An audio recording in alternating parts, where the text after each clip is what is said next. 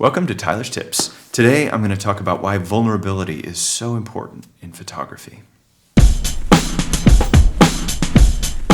So, first of all, what is vulnerability? That's a word that gets tossed around a lot. What do I mean by that?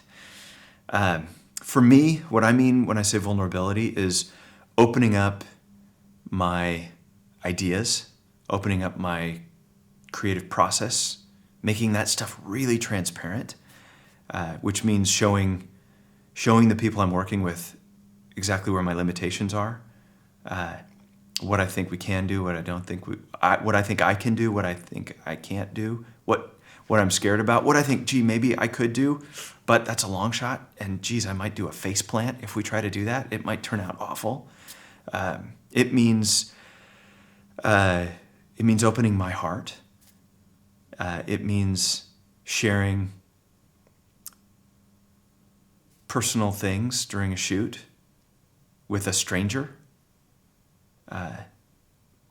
true, absolute things that are sometimes really hard, sometimes really glorious, magical, powerful, positive moments that have huge meaning to me, or scary, terrifying, dark experiences that I've had that have been horrible for me, and allowing that emotion to be very real and present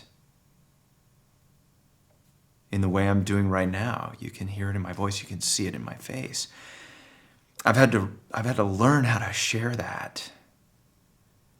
But what I've found is that vulnerability, while it's really hard to do and it's uncomfortable, I don't think I'll ever be really comfortable doing it.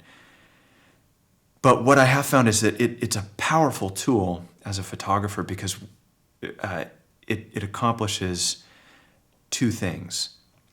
One is creatively, it creates an environment where you give people the freedom to say things that are a little risky to say, that they're not totally sure about.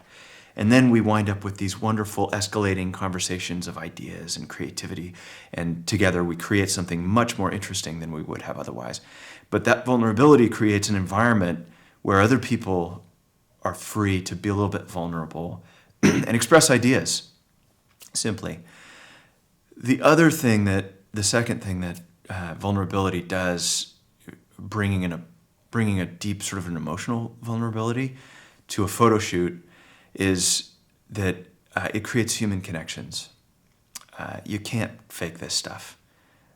We spend our lives talking with other people and communicating, and if you are truly vulnerable with another person, most people, in my experience, it's like, I don't know, almost everybody. I'm trying even right now to think of an example where I've had this go badly for me, and I can't right now.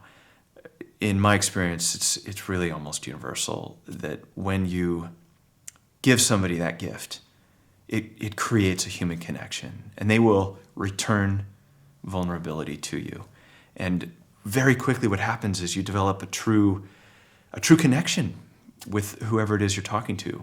And if you're shooting a portrait of somebody, you're working with people, this is one of the most important components of creating a good portrait.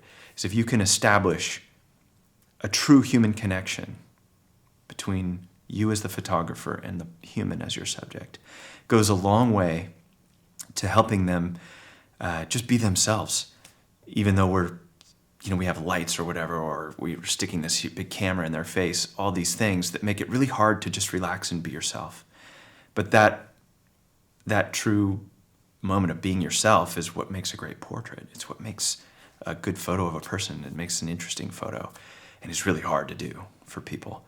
But that vulnerability as a photographer, if you bring that to it, to your shoot, you're going to get better results. So there you go. A couple of different ways that vulnerability can be really helpful to making better photos. So as always, I'm grateful for your time. Thank you for staying with me for that one. And if you have any other ideas or thoughts that you'd like me to discuss in a future episode, just drop me a line and I'll work it in. Until next time.